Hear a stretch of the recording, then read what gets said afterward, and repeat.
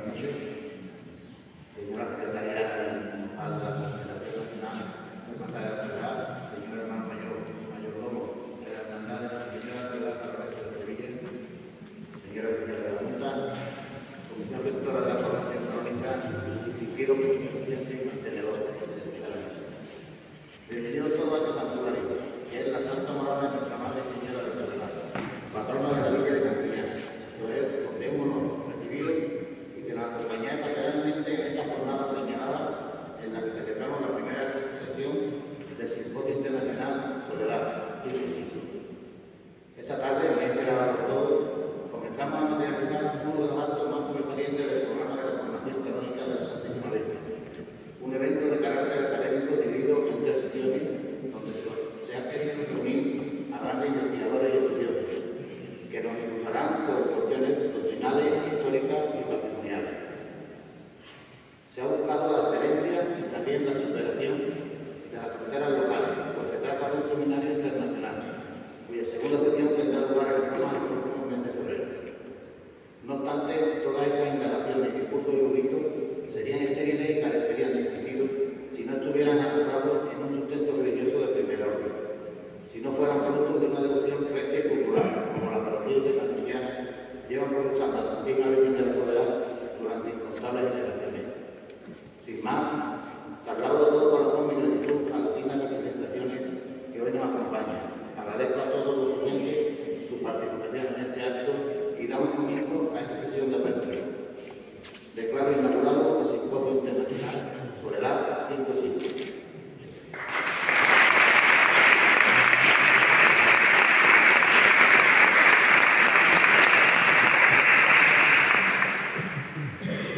Buenas tardes a todos, gracias por vuestra asistencia en un sábado de invierno como el de hoy. Antes de dar comienzo a esta ponencia sobre el estudio de la Hermandad de la Ciudad de Cantillana, me gustaría sobre todo agradecer a la Hermandad y a su Junta de Gobierno por un doble motivo. Primero, por organizar este Simposio Internacional en Víctimas de la Coronación Canónica de Titular, una muestra bastante importante que nos permite conocer más datos sobre la historia, la devoción y el valor artístico de esta corporación.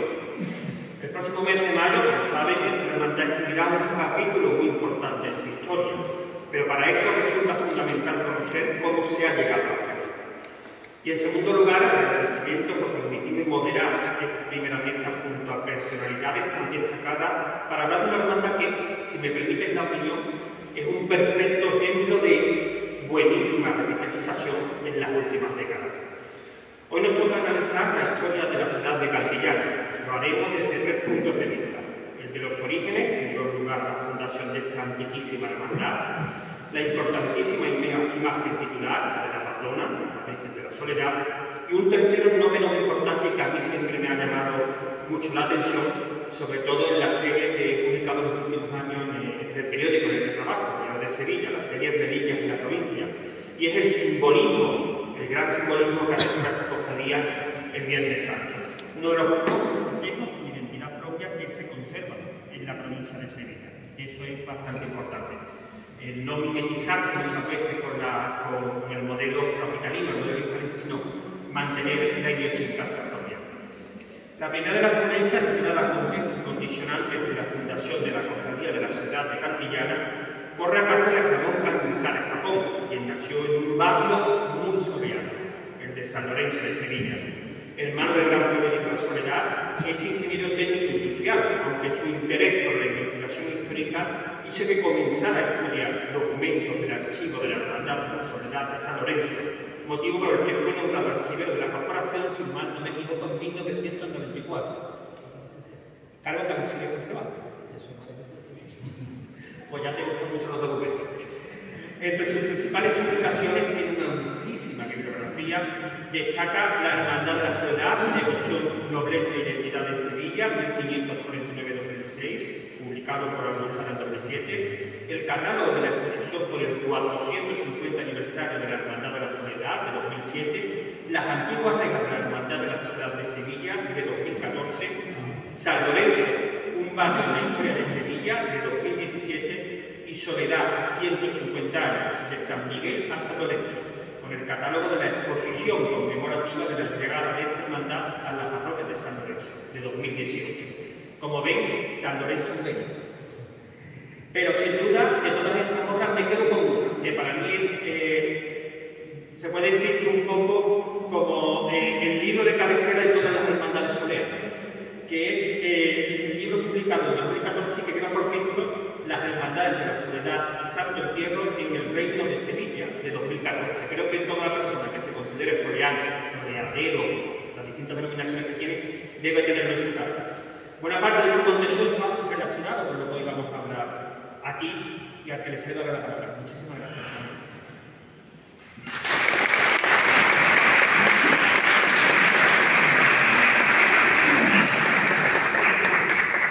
Buenas tardes. Para mí es un orgullo estar aquí y agradecido por la invitación. Y me toca a mí esta primera ponencia en el cual voy a hablar, como bien ha dicho Diego, del contexto realmente que encabezó la soledad de Sevilla a mitad del siglo XVI, en esos 50 años, en lo que se crea una auténtica tipología de hermandad que curiosamente en la soledad de San Lorenzo no conserva, y aquí se conserva, en la Grava se conserva, en Jerez se conserva, en muchos sitios, pero que lo perdimos, digamos en Sevilla, por una serie de razones que ahora veremos. Bien, rápidamente hay que hablar del Concilio de Trento. Este fue, como saben, el movimiento contrarreformista ante aquellas 95 tesis de Lutero en 1517. La Iglesia romana se defiende, y el Concilio de Trento no solamente el tema, por ejemplo, principal, que el sacramento de la Eucaristía es el principal, y bueno, una serie de cuestiones muy importantes, como por ejemplo todos los niños que se bautizaron tenían que estar inscritos, los casamientos iguales en las bodas. Esto es algo fundamental que no nos damos cuenta para la investigación histórica mundial, para encontrar los ciclos virales de personas importantes, de artistas y demás. Y en el caso de la cofradía fue potenciado por una manera de que el pueblo se enterara de cuestiones claras de la pasión de Cristo. Entonces, desde el medievo sí había representaciones históricas como el Cristo crucificado, la cruz es lo primero, no podemos negar esto. Por ejemplo, yo traigo aquí casos de Sevilla, se crea la Hermandad de la Cruz, la más antigua de Sevilla, en el arte también se inventó al Nazareno, tenemos una imagen de Jesús del Gran Poder. El descendimiento también es una de las cuestiones artísticas primeras del arte cristiano universal. Se crea muy antiguo, la Hermandad de la Quinta Lucia en 1540, y la piedad también es una iconografía muy clásica. Quedaba, aquí tenemos la piedad de Santa Marina, la piedad de la Mortaja. Y el caso de la soledad es curioso porque estas reglas que vamos a hablar, que son las primeras de la soledad de Sevilla, de 1557, están en Estados Unidos, en la ciudad de Filadelfia, una universidad católica, en University, no me acuerdo ahora mismo, bueno, que el tema es estas reglas acaban allí, pero vemos la tipología tan rara que tiene, porque es realmente se ve como una piedad sentada que se le ha quitado el hijo y conserva el sudario entre las piernas, ¿no? Esta curiosa representación se repite en las otras reglas más antiguas que existen, que son las de la soledad de Utrecht, que estas están en el Archivo Histórico Nacional, que también aparece la misma, o sea, un sudario se ha incrustado sobre las piernas. Y se crea la soledad de Sevilla, que tiene una antigüedad de 1549 y las reglas, como he dicho, estaban aprobadas en 1557. También va unido indudablemente al Santo Entierro de Cristo. O sea, de hecho, la hermandad del Santo Entierro de Sevilla, esta es la otra iluminación que es muy curiosa también, que veamos como no tiene un sudario puesto por encima de la soledad de Sevilla, sino está como un vestido, ¿no? Fue muy importante también, y hubo además un pleito entre ambas hermandades, el Santo Entierro, que tuvo que dejar de sacar el Cristo yacente, no este, que es posterior, seguramente tendría que ser el primitivo, porque ella no sacaba la soledad. Bueno, esto acaba en nada, como digo, porque en 1604 el Niño de Guevara prohíbe lo que vamos a ver ahora, que son las representaciones singulares de las hermandades soleras. Yo establecí, digamos, un estudio más profundo en lo que es el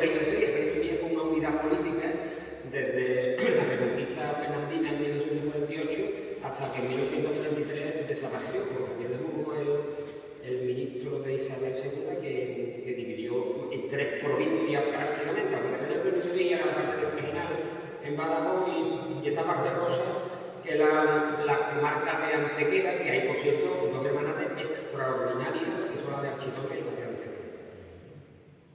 En este estudio, bueno, me parece un poco de perogrullo, pero lo tengo que decir, el poblamiento o que aparezca una hermandad soleana en Andalucía, la Baja, en el Reino de Sevilla, todas por el río, porque es que es un sitio que está poblado desde hace 2000 años, o en el condado de Huelva, o en la Campiña.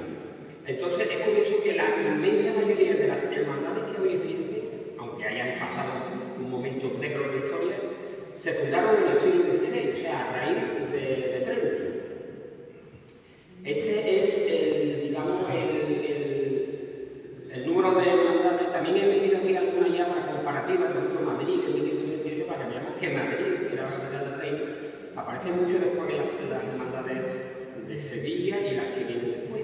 Ustedes, por ejemplo, tenéis ahora hablará la imagen de 1583, si no me equivoco, 1583 no tenéis reglas de esa época, pero lo mismo que no han aparecido esa época, ¿de acuerdo? La regla que tenía en principio del siglo XVII. Pues bien, una cosa fundamental es las reglas. Las reglas, no quiero extender demasiado, pero son las reglas de la Soledad de Sevilla, que es una de las dos reglas enumeradas de la Utrera, que se copian literalmente es palabra a palabra. De hecho, estas reglas han aparecido con posterioridad a las que están en el Parece Judicial de la Soledad de Marchena, que son idénticas. También la villa de Marchena, que se nombra con la ciudad de Sevilla. Estas aparecen primero en Lima, una copia, y después en Estados Unidos.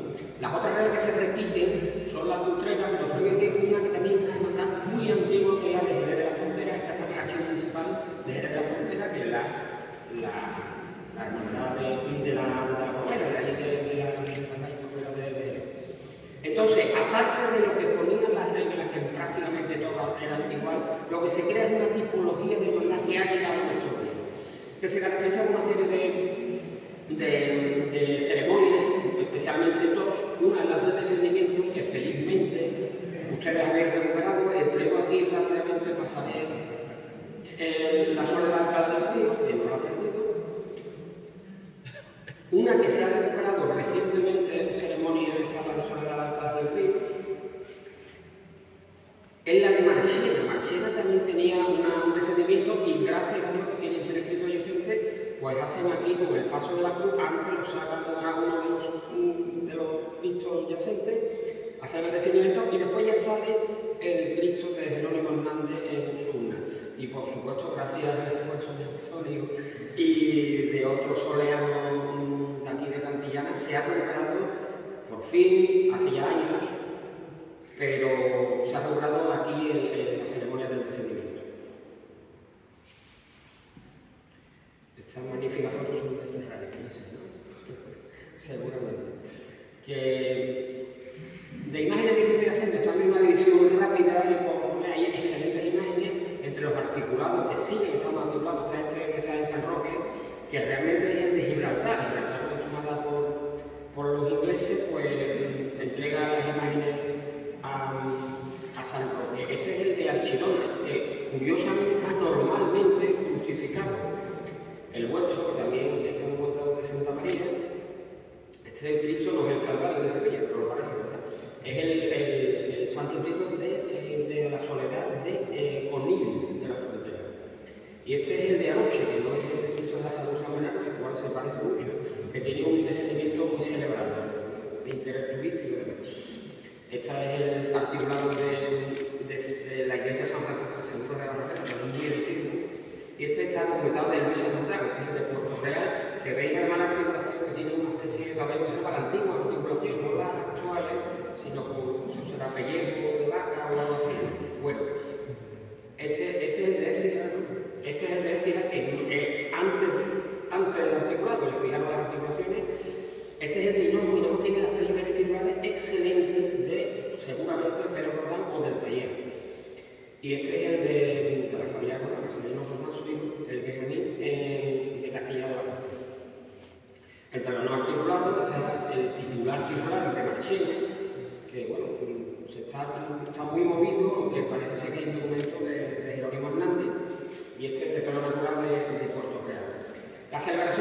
celebración, esto lo hacía la sociedad de Sevilla, es decir, un encuentro que prohíbe Miguel de Navarra en 1604, que se producía donde hoy está la iglesia de Santa Cruz, el patio, digamos, de los baños de la Reina Mora. Y se conservan dos encuentros, que son los famosos abrazos al llegar a la Viniana, que es la sevillana en Corea del Río, y este es el Hinojo, con este excelente nombre de Juan Manuel Rodríguez de la Soledad de Hinojos. De imágenes que he gustado, aunque no sea soleana, esta es el resucitado de la hermandad del dulce nombre de Jesús, integrado hoy en la Quinta Angustia, es el modelo que se ha repetido. Se conserva también el de Arco de la Frontera, el de Alcalá del Río, el de Las Gabas se conserva, sale procesionalmente, y este magnífico también de Hinojo, como he dicho, seguramente de Brian Román. Y traigo aquí también de Elena el antiguo, que ya lo sabe, ha sido producido por el escritor de la paz, que le llaman el niño, porque es un tamaño académico, pero una imagen interesantísima también. De las imágenes de la Virgen de Gloria, esto es un documento del archivo de la Soledad de San Lorenzo, que es el inventario de 1598, en el que habla claramente, no dijo cierto vestido de la Soledad, que tenía como para la celebración de la Resurrección, tenía una doble cara la Virgen, esa era la Soledad de Niebla, que lamentablemente se perdió en 1936, de tristes sucesos. Habla de primeramente la imagen de la Soledad que está en la puerta de esta feria, y después dice, ítem, la imagen de Nuestra Señora de la Soledad de Alegría, perdón, la imagen de Nuestra Señora de Alegría. Curiosamente, todavía hay una hermandad que es la de Ulloa del Condado, que conserva y sale el domingo de la Resurrección la Virgen de las Alegrías, como hacía la Soledad, o sea, la otra imagen de la hermandad de la Soledad de Sevilla, entonces estaba en el convento Casa Grande del Carmen. Esta imagen curiosamente es antigua, me refiero curiosamente porque las imágenes de una actitud yacente y de la Soledad también perecieron en el incendio de julio del 36 de Murillo, y esta imagen está en casa de una hermana, no sé si se sabe. Hay que decir que tiene dos pasos de palio completos, o sea, tiene 24 canales, dos candelerías diferentes, en fin. Esto es algo que también ha salido a conservar. Y esta es la otra que se conserva, pero que no sabe que es la Soledad, la Virgen del Resucitado, así le llaman, de Arcos de la Frontera.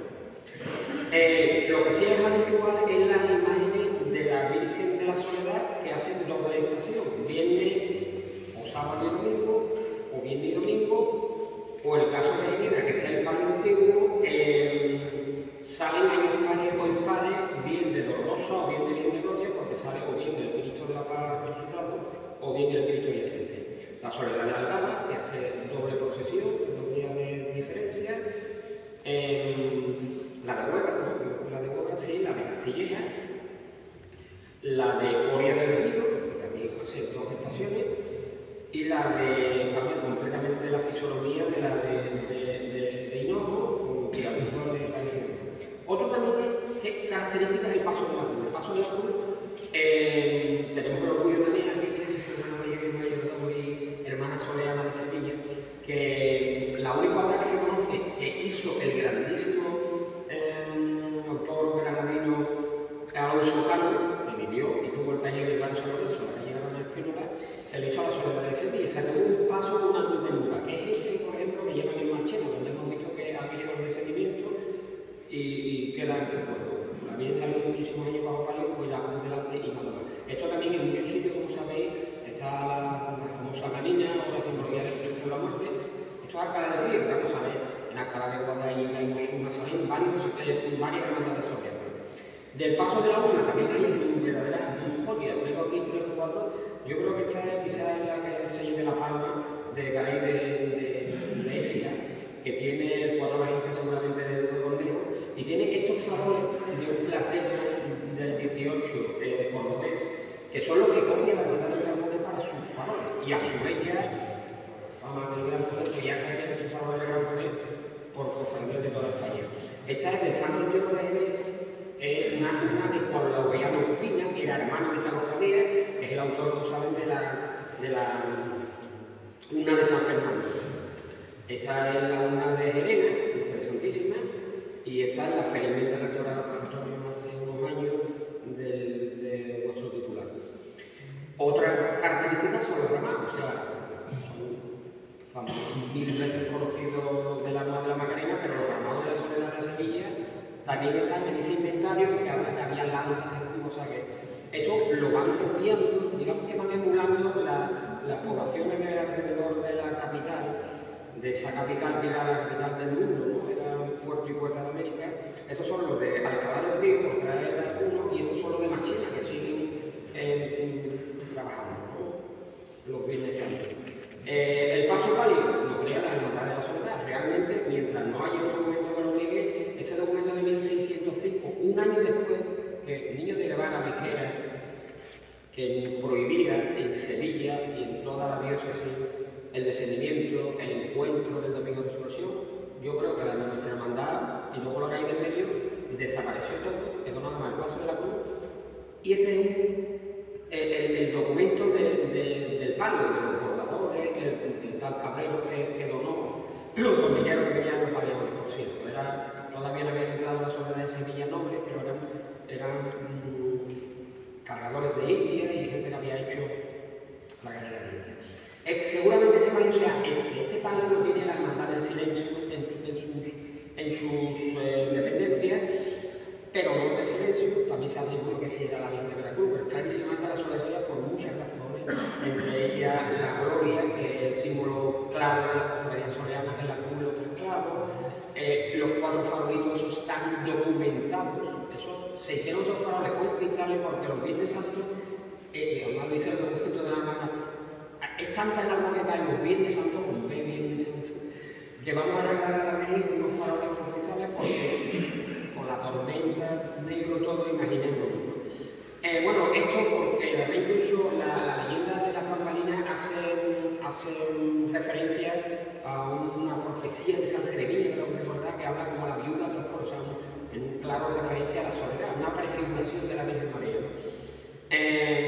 Bueno, este personaje tuvimos uno de plata y sacamos hasta que la invasión francesa, ¿no? Se conservan varios muy interesantes como el de traslado de la Soledad al Alcalá del Río, el segundo motivo de Andalucía, creo recordar, en 1727. Está este de plata azul de la Soledad de Marchena, una de las primeras. Está el antiguo por supuesto, pero muy interesante, como el Estaban Mater, que es la base, digamos, curiosa de todo esto. Este es el vuestro, ¿no? También el nuevo de Juan Manuel. Este es el de salida de Viernes Santo de la Soledad Alcalá del Río. Este es el magnífico procedente de Sevilla también, de la Piedad de Jerez de la Frontera. Está no sé si lo habéis visto, que lleva 5 imágenes de la Candelaria, no solamente lleva San Juan de la Magdalena, lleva de la Dos María, ¿no? O este que es el de Castilla la Costa, creo, y este es el Dino, curiosamente no es una curiosidad, pero también es una curiosidad, o sea, tiene dos marcos de salida, uno negro y otro rojo, cuando ve toda su vida de resolución, obras de Juan Manuel, podéis escoger. Estamos más en el paso lo creó la Soledad de San Buenaventura, esta mitad que se fue a la mitad del siglo XIX, y nosotros en Sevilla, ya después de nosotros estamos ininterrumpidamente bajo varios hasta, incluso salimos de San Lorenzo hasta 1873. En el 74 y un primer dosel se cambia la cruz, después en un dosel y ya desde 1902 salimos en la verdadera representación del Estado de Madrid. Eso también suele tener. Traigo también, porque es otro fantástico paso, una fantástica imagen, la bien sola, de otra manera que la Soledad de Sevilla. Los símbolos, el más claro, aparte de los dichos de la corona de espinas y los clavos, pues es el color. Esto se repite hasta la saciedad. Hay hermandades que no, pero bueno, el blanco y el negro. Esto viene lo definió nosotros, los soleanos de Sevilla, sacamos esto, salíamos ya en el siglo XVI, lo dice la Barbadillo, porque los carmelitas no habían pasado al color marrón, entonces el escapular carmelita era negro. Esto se repite incluso en Lima. Esto es un cuadro de la Soledad de Lima que vemos que, aunque no tengan caminantes, vemos como los nazarenos van con túnica blanca y con sus escapularios. Y bueno, y ya para acabar, que no pasado, voy a poner una serie de ejemplos de las que ahora hablará Álvaro con mucho mayor conocimiento de las imágenes que se siguen conservando. Algunas están tocadas, pero otras no están tan tocadas. Yo creo que ni la mía ni esta, hay otras que vamos a ver que pueden ser tocadas. Y voy a poner unos cuantos ejemplos. La Soledad de Sevilla, casi con toda seguridad, es al menos de 1568 porque está relacionada con la Soledad de Marchena, que vemos a continuación, porque el gobierno no solamente copia el IESENTE, las reglas, después la que decide ya, y la soledad, la imagen tiene, parece ser restos polícromos de que era una imagen de bulto redondo, posiblemente se mutilara, en aquella época, en el 70 llega Felipe II, por la influencia que tenía de su mujer, Isabel de Valois, que fundó la Soledad de Madrid, que vistió a la Virgen de blanco y negro como una viuda de la corte madrileña, y es la que sigue estando en San Lorenzo. Esta mañana hemos tenido una visita de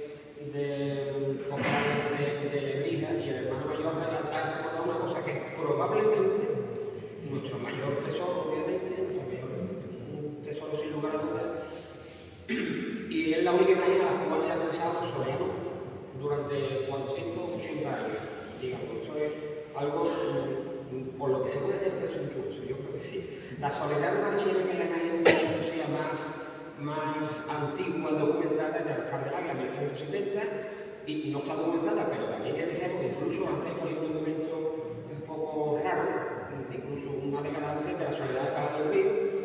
La Soledad de Alcalá, que yo decía que era la que es su secretaria antigua, hermana mayor, que es realmente la más soleana, si se puede decir, de todas, porque es la única hermandad que ha conservado las dos ceremonias características. Aparte de la procesión del Viernes Santo, hace el descendimiento y también hace la procesión con el Cristo resucitado y la imagen de la Virgen como imagen de alegría. Y también traigo la Soledad de Marchena. Ay, perdona, Soledad de Jerez.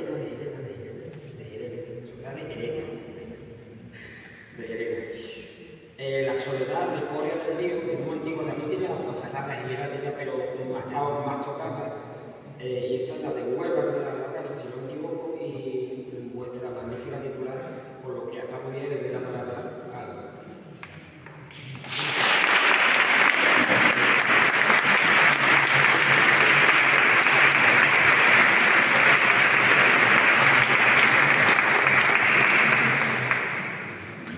Siempre es interesante escuchar a Ramón Cañizares, porque además sabe sintetizar estupendamente la larga historia de las hermandades de la Soledad, ¿no? Son un poco las características más o menos similares que suelen conservar. Me alegro mucho que la Soledad de mi pueblo atesore todas las características propias de esta hermandad. Bueno, la segunda de las intervenciones se centra en la riquísima imagen de la Virgen de la Soledad, la de Cantillana. Una de las dolorosas que más siglos acumula en la archidiócesis sevillana, y que todo el que la contempla siempre le llama la atención por su acusado arcaísmo. Para hablarnos de este aspecto tenemos hoy a Álvaro Cabeza García, doctor por la Universidad de Sevilla en 2014 y máster en instrumentos para la valoración y gestión del patrimonio artístico por la Universidad Pablo de David en 2011. Es profesor funcionario de secundaria y asistente honorario del Departamento de Historia del Arte de la Escalense y miembro del grupo de investigación La Araña de esta universidad. Un experto en la materia que nos hablará del valor artístico de la patrona cantillana. Gracias. Señor hermano mayor, oficiales de la Junta de Gobierno, de la Hermandad de Nuestra Señora de la Soledad, miembros de la Comisión Rectora y organizadora de este acto, representantes de la Congregación de Hermandades y Cofradías de la Soledad, hermanos de la Soledad, castellaneros, amigos. Tengo que comenzar saludándoles afectuosamente y, por supuesto, mostrando mi agradecimiento, sobre todo al padre Álvaro Román, que sugirió mi nombre, y a Juan Manuel Daza, por el encargo que me hicieron poco después del verano para participar en esta mesa redonda y así contribuir, siquiera modestamente, a realzar con mi contribución los eventos organizados con esmero en torno a la coronación canónica de la patrona de Cantillana. Este ha sido un cometido que me ha honrado muchísimo, no solo como historiador del arte, sino también como católico, y cuyo logro me ha permitido pasar muchas semanas leyendo y aprendiendo acerca de la imagen de Nuestra Señora de la Soledad, sobre la hermandad y sobre esta villa de Cantillana. Y además me reportó una visita preciosa que realicé el pasado otoño con mi familia aquí a este santuario para estudiar la imagen. Y además esta participación en la mesa redonda de la Virgen de la Soledad me ha recordado un evento en el que participé hace ya muchos años como acólito, y fue que he tenido ya la fortuna de contribuir un poco, aunque sea de manera minúscula, a la historia de la hermandad, porque en el año 2005, el 18 de diciembre de 2005, fui uno de los miembros de la cuadrilla de acólitos que acompañó a la Virgen de la Soledad en la procesión extraordinaria que efectuó ese día hasta el ayuntamiento para recibir el título de alcaldesa mayor perpetua. Por eso encontrarme aquí en Cantillana, en el santuario de la Virgen de la Soledad, y hablar de ella, siquiera por unos minutos, acompañados de Diego, de Antonio, de mi amigo Ramón Cañizares, que es un motivo de satisfacción y orgullo. Se me encargó hablar de la talla de la Soledad, de su historia material y de su función artística. Y continuando desde el punto histórico, donde lo ha dejado Ramón Cañizares, pues sería muy interesante desarrollar el apunte que él ha hecho sobre el carácter definitorio que tiene para esta hermandad la propia imagen. Es decir, esto resulta bastante significativo, porque con una enorme frecuencia lo que solemos encontrar con los historiadores como marco de referencia para situar el origen de una hermandad son sus reglas o el rastreo de su actividad en el archivo de la hermandad, siendo habitual que a lo largo de la vida de una corporación ya constituida se vayan cambiando las imágenes en función de su uso devocional mientras la propia hermandad permanece. Pero aquí ocurre todo lo contrario, es el encargo de la talla de la imagen de la Virgen de la Soledad la que prueba documentalmente la existencia de la hermandad. Precisamente en ese último cuarto del siglo XVI, poco después, por tanto, de que la familia Vicente Rodeleca haya adquirido la propiedad de la comarca de Cantillana, enajenada desde entonces de los bienes arzobispales de la archidiócesis, gracias a Felipe II, quien tomó esta decisión con el objetivo de sanear las cuentas del reino. Bueno, pues al hacer esto, Cantillana estaba condicionada por una realidad jurisdiccional, secular y distinta a la que disfrutaba anteriormente. Y precisamente en ese momento de transformación y prosperidad al alza en pleno Renacimiento, cuando están percibiéndose en España en general y en el antiguo Reino de Sevilla en particular los efectos de las disposiciones emanadas del Concilio de Trento, como muy bien ha apuntado Ramón Cañizares, pues se potencia la religiosidad popular a través del uso de las imágenes sagradas y se produce este encargo de las imágenes de la hermandad. Nos encontramos en el año 1583. Es el año de la fecha del testimonio documental conservado de mayor valor para el asunto que nos ocupa, el contrato o concierto notarial de determinados miembros de la hermandad con el imaginero Juan de Santa María para la hechura de las imágenes de un Cristo yacente, el actual Señor del Sepulcro, y una dolorosa, la actual Virgen de la Soledad. Podríamos preguntarnos el porqué de este contrato aglutinador que de una tacada, de una sola vez, encarga esas imágenes y otras complementarias a la vez. La respuesta es sencilla. La hermandad se proponía representar públicamente a partir de entonces la ceremonia del descendimiento, entierro y resurrección de Cristo como ópera sagrada de especial fin catequético, y lo iba a hacer para seguir la estela del ceremonial que se había desarrollado en Sevilla capital y en otras poblaciones de su antiguo reino por parte de otras hermandades de la Soledad y del Santo Entierro del Señor, entre las que podríamos mencionar, como ya ha hecho Ramón Cañizares, el ejemplo de Alcalá del Río, donde se tiene constancia de la existencia de ese ceremonial y de la imagen de la Soledad alcalareña desde 1556. Y bueno, no voy a hablar más en ese tema porque de ello nos va a hablar dentro de unos minutos Antonio López, pero sí quiero enlazar con lo que ha comentado Ramón anteriormente. Lo que se pretende hacer aquí es trasplantar el modelo que en Sevilla había fijado la Augusta, por su carácter nobiliario, y Hermandad de la Soledad, en ese momento radicada en el convento Casa Grande del Carmen, luego en la parroquia de San Miguel y hoy en la parroquia de San Lorenzo Mártir. Aquí también había una familia nobiliaria que determinaba, o al menos influía en la vida religiosa de Cantillana, y es la que hemos mencionado antes de lo Vicente Rodeleca, hermanos de esta corporación al menos desde el año 1614 y que de manera diversa debió apoyar a la hermandad en esta escenificación de la crucifixión o descendimiento, sermón de encendidas palabras y posterior procesión de disciplinantes con el entierro de Cristo.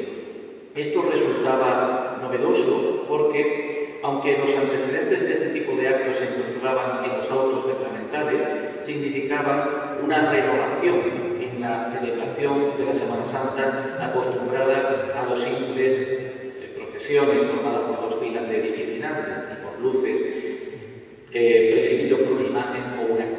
Y en este sentido la advocación de la soledad resulta necesaria porque se representa de manera clara y piadosa el instante de dolor en que la Virgen queda verdaderamente sola, pues una vez descolgado el cuerpo de Cristo del patíbulo, ninguna referencia queda ya del Hijo más que los elementos de la pasión que restan en el Calvario y sobre lo que la Virgen medita y se lamenta con serena angustia. Así que hacía falta una imagen de la Virgen que respondiera a todas estas premisas artísticas y dejando aparte la bellísima tradición oral que de manera un tanto mitificadora explica el origen de la Virgen de Soledad, que llegaría a Cantillana procedente de Sevilla en una barcaza remontando el río Guadalquivir y que fue subida a una carreta en la Alameda de los Barqueros, que atravesando el pueblo siguió el antiguo camino del Pedroso hasta llegar a este lugar en el que nos encontramos y en el que posteriormente se construiría el santuario, en tiempos llamada simplemente Ermita de San Sebastián, donde dicha carreta fue atrapada por el barro, no habiendo fuerza humana capaz de ponerla en movimiento y dando como resultado a ojos del pueblo de Cantillana que la imagen deseaba quedarse en aquel lugar para que allí se le rindiera culto. Pues como digo, dejando aparte esta preciosa leyenda, podemos centrarnos en el documento de encargo de la talla para conocer los detalles requeridos. Es un documento, como he señalado y ha salido antes en pantalla, que se conserva en el Archivo Histórico Provincial de Sevilla, en la sección de protocolos notariales del año 1583, 13 de enero, y que fue publicado en 1929 por el investigador Celestino López Martínez, conocido por todos los historiadores del arte, por los historiadores en general como Celomar, por sus iniciales, en un libro que ya es muy difícil de encontrar, ¿no? Desde Jerónimo Hernández hasta Martínez Montañesa, se titula esa publicación. Y como digo, pues, en ese momento, Juan de Santa María, el escribano público Juan Bernal de Heredia, a cargo por esas fechas del oficio 21, sito en la calle Tumbidores, actual Hernando Colón, pues como digo, en dicho contrato, Juan de Santa María se compromete a ejecutar un conjunto de imágenes de carácter profesional para la Hermandad de la Soledad, consistente en 3 imágenes, 5 ángeles, una cruz, 2 parihuelas y un sepulcro. Todo ello perfectamente acabado y para el que se fijan los siguientes plazos de entrega. Para el resucitado el 15 de febrero, tan solo un mes más tarde que la fecha del contrato. Y para el resto, los comedios de la cuaresma de ese mismo año, casi 2 meses. El precio de todo el conjunto asciende a 80 ducados y este es un precio particularmente bajo, aunque habría que tener en cuenta que son muchas las obras que se encargan a la vez y que este artista va a trabajar en colaboración con otros, que a su vez, y como resulta frecuente, va a subcontratar. El escaso plazo de tiempo que se otorga para la realización del encargo, apenas 2 meses en total, y uno solo para el resucitado, da idea de la rapidez que aportaba al trabajo el tratamiento de un material como la pasta frente a otros como la madera. Es un verdadero despliegue de pasos e imágenes, con sus respectivas policromías, lo que compone el contrato de Juan de Santa María. Y son todos los elementos para la puesta en escena de las celebraciones del Viernes Santo. Resulta especialmente significativo y curioso que todo parta de un mismo taller, tan distinto a lo que estamos acostumbrados en las hermandades antiguas y más recientes, en las que casi todo se suele hacer poco a poco y por tanto de desigual manera. Si bien es cierto que por circunstancias históricas no se conservan algunas de las piezas especificadas en ese contrato, como las imágenes del resucitado, que pudieran relacionarse con una imagen que se inventaría aquí en 1687, tampoco los 3 ángeles, las parihuelas y la urna, todo debió ser por los cambios de gusto por un lado y por la evolución propia de la hermandad a lo largo de los siglos de otro lado. Y de este autor, de Juan de Santa María, conocemos pues muy pocos datos.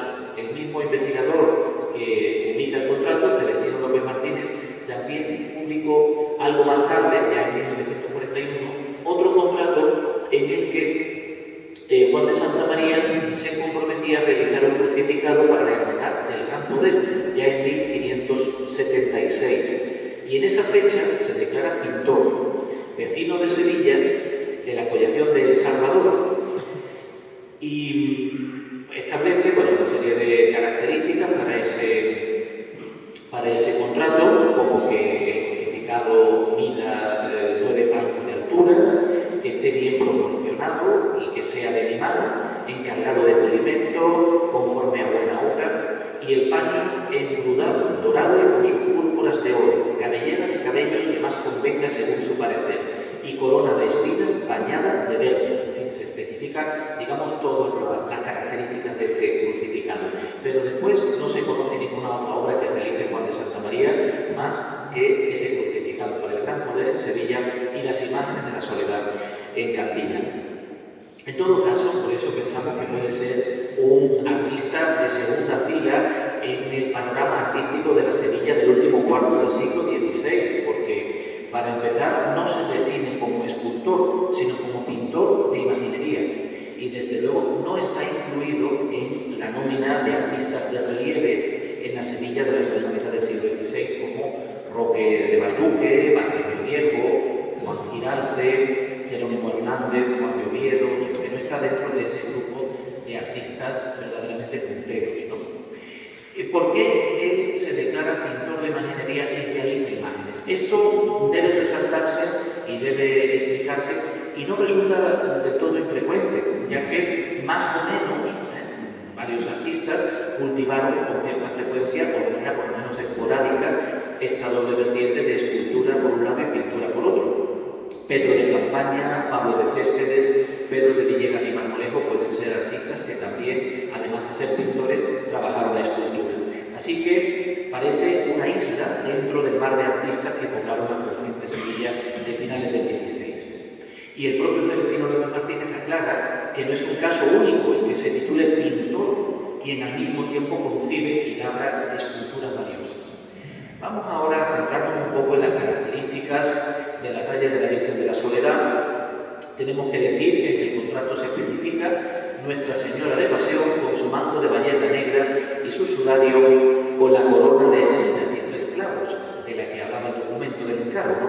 Esta es la Virgen de la Soledad, pero a la derecha, y ha sido corroborado distintos expertos, entre los que se incluye el profesor Roda Peña, que es el máximo especialista en estos temas escultóricos, ya que la Virgen de la Soledad responde, y aún hoy, por supuesto, a estas características formales, a estas características propias de la cronología del contrato citado. Bueno, ¿y cuáles son estas características que comparte absolutamente con algunas de las imágenes que ya ha comentado Ramón? Bueno, pues en primer lugar la antigüedad, ya que se trataría de una de las dolorosas de autoría documentada más antiguas de Andalucía. En segundo lugar, es una imagen de vestir, frontal, composición enhiesta, rostro alargado e hierático, de compungido dolor, y se trata de una obra realizada en madera, tallada sobre su cabeza y manos, con brazos articulados y de caderas para abajo, formada por un candelero de cedro de 8 listrones. Con una altura de 166 centímetros, se conserva también en la espalda algunos restos de policromía, igual que ocurría en la Soledad de Sevilla, y también, evidentemente, el rastro de algunos alardes metálicos, retirados, por cierto, en la magnífica y última restauración, de la que solamente quedan ciertas marcas en la madera. La obra aparece encarnada con óleo, solo cabeza y manos, y presenta ojos de vidrio y 6 lágrimas del mismo material, así como pestañas y cabellera de pelo natural. Vemos aquí la analogía con otras imágenes. Efectivamente, habría que mencionar, ya lo ha hecho Ramón, no voy a repetirlo, pero esa imagen que supone el modelo para todos los demás, la tallada por Gaspar Becerra para la Soledad del convento de la Victoria en Madrid en 1565, vestida o inspirada en la vestimenta más bien, ¿no?, de Isabel de Valois, y posteriormente, por supuesto, la de Alcalá del Río, la de Sevilla, que ha especificado Ramón que debe ser anterior a 1568, en todo caso la noticia que tenemos firmemente es que en 1570 ya rezan de ella Felipe II, y que incluso quizá fuera, como era apuntado, concebida como escultura de talla completa, ¿no? Aunque por descripción de determinados inventarios sabemos que se vestía ya desde el siglo XVI, ¿no? Por lo tanto, ese modelo también utiliza las manos del águila para tallar la homónima efigie de Marchena, para la hermandad fundada en 1567, aunque hoy está algo transformada en distintas restauraciones. Y son rasgos comunes en todas, ¿no? El semblante serio, la mirada baja, los ojos rasgados, la nariz fina y alongada, labios sellados, leve frunce del ceño. Particulares encontradas de forma general en la historia mediana del último Renacimiento.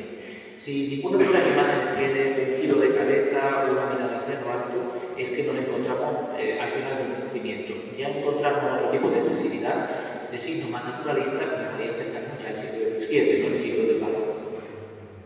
También yo quería poner alguna otra con la que podría relacionarse, y a mí me parece que podría tener visos de verosimilitud relacionada con una imagen también muy antigua, que se cree que es de principios del XVII, quizá más bien podría ser de finales del XVI, como es la Virgen de los Ángeles de la Hermandad de los Negritos, previa, lógicamente, a su encarnación por Juan Miguel Sánchez en los años 50 y por su enorme restauración por parte de Antonio de Luque en 1984. Creo que podría tener alguna relación con todo esto.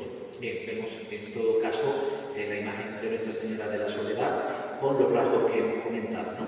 Y también, por supuesto, tenemos que tener siempre en cuenta que las imágenes, y en ello incidió mucho el profesor Palomero Páramo, no es solamente la talla en madera, sino que es completada en primera instancia por los ropajes de la República. En este caso, nosotros hemos encontrado en distintas fotografías, y gracias también a la información que nos han facilitado los miembros de esta hermandad, una evolución también muy grande a la hora de vestir a la Virgen de la Soledad a lo largo de muchísimos siglos, ¿no? Y en cualquier caso, se ha recuperado, como ustedes saben, en los últimos años una idiosincrática manera de vestirla, ciertamente alejada del modelo, digamos, sevillano o macareno, si quisiésemos especificar, que vemos a la izquierda, pues a la derecha, con los característicos ropajes y, por supuesto, con la utilización del color negro definitorio de esta advocación, como es la de la Virgen de la Soledad. Estamos viendo aquí en esta imagen compuesta la comparación, visualmente se puede percibir con muchísima claridad entre la imagen antes de la restauración y después de la última restauración. Restauraciones han tenido varias, y esto es natural en cualquier imagen que tenga un uso devocional, porque evidentemente, al igual que nosotros hoy utilizamos distintas máquinas, materiales, y los vamos cambiando en función de su uso, restaurando, mejorando. Estamos hablando, por ejemplo, de nuestras propias casas. Lo mismo ocurre en una imagen devocional. Esa es la prueba de que hay devoción. Las restauraciones sirven para ir afianzando o transformando esa devoción. Y en este caso tenemos varias restauraciones.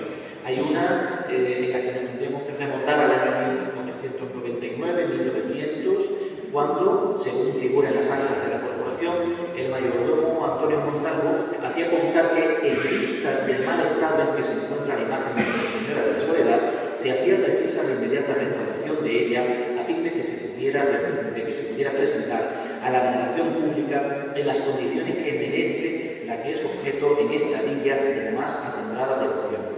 Y así se encomendó la intervención a Manuel Gutiérrez Cano, escultor de Sevilla, quien cobraría 600 reales por su labor, aunque había rebajado el precio que primeramente había considerado oportuno pedir por ella, que era 800-900 reales.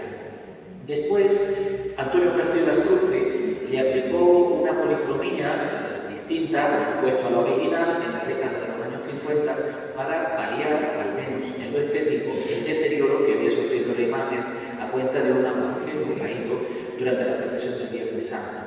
Y posteriormente Sebastián Santos talló nuevas manos para la Virgen en 1959, quien además aporta una nueva encarnadura. El caso es el mismo que encontrado en la imagen de la Soledad de Sevilla, cuando a lo largo de una restauración acaecida en 1985 se reveló un resto de policromía en el hombro derecho.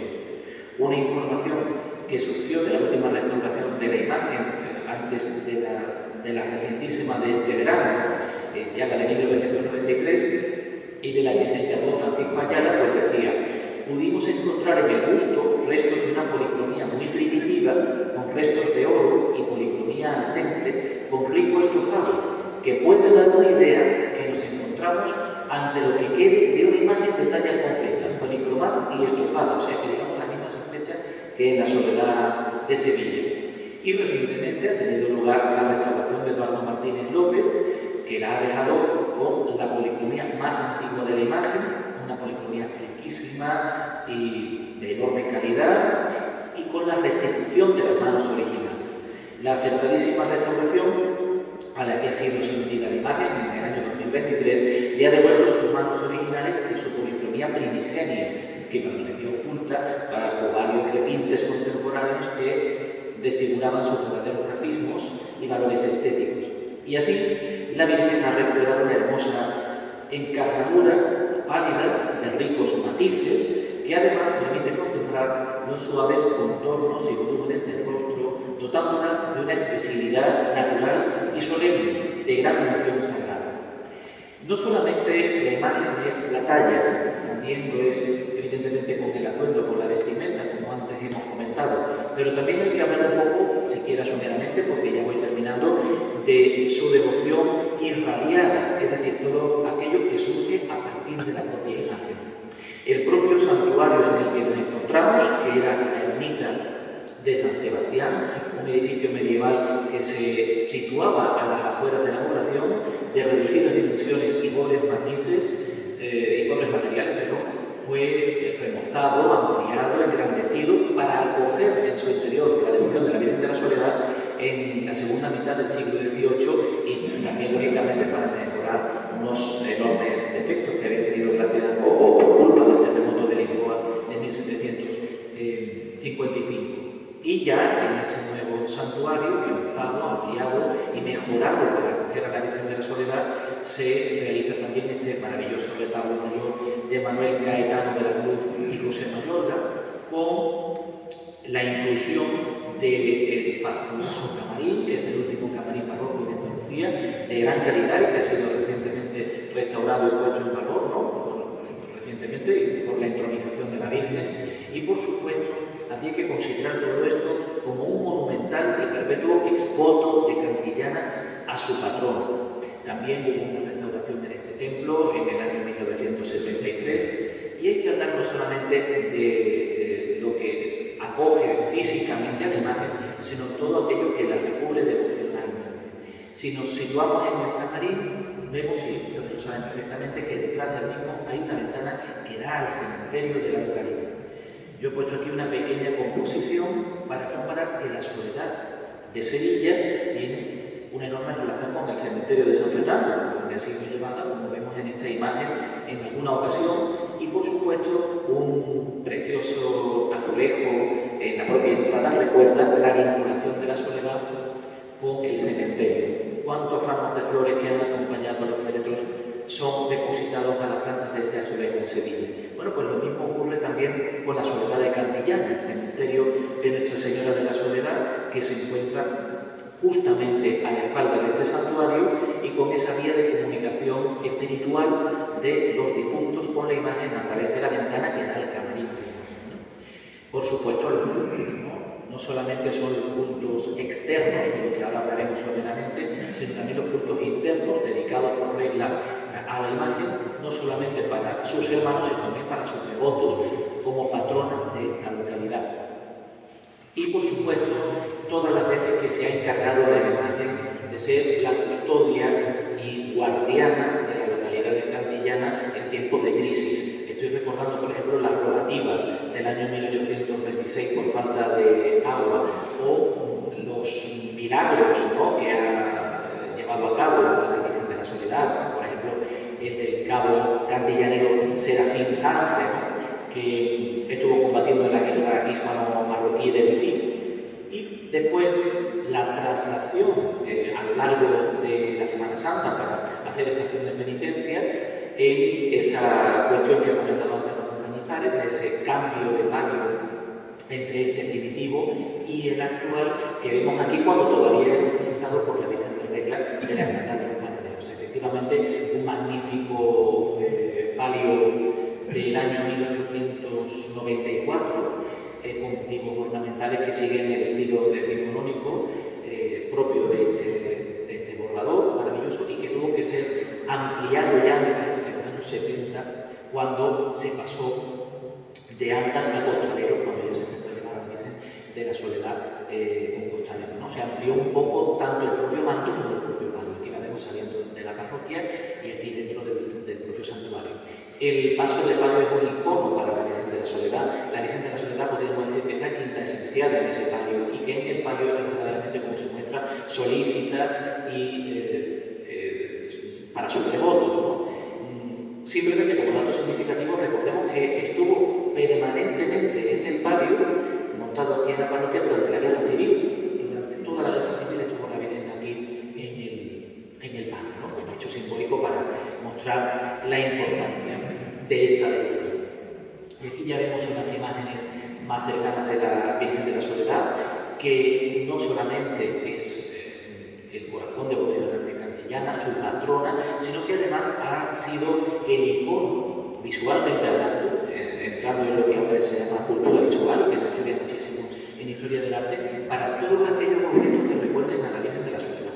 No solamente podríamos hablar de pequeñas réplicas de la Virgen, como la que hay allí, o de retratos que hay en el interior de las casas, cuadros, fotografías, estampitas, también para marcas de botellas, de bebidas, para darle nombre a avenidas, los azulejos, ¿no? En todo caso, ¿no?, para ser la patrona de Cantillana, con su día festivo el Viernes de Dolores, el festivo local, ¿no? En fin, que nos encontramos, y con esto concluyo, ante la celebración de la coronación canónica de la Virgen de la Soledad de Cantillana como un hecho absolutamente simbólico que pretende mostrar cómo una imagen, la de Juan de Santa María, es completada, por supuesto, con la vestimenta, con su particular idiosincrasia que le caracteriza, con el palio de la realza, con la devoción que asesora como patrona de Cantillana y como consecuencia de todo ello, la coronación canónica del próximo 25 de mayo es el símbolo que de manera tangible y significativa ratifica el amor de Cantillana por esta magnífica imagen de su patrona. Nada más, muchísimas gracias.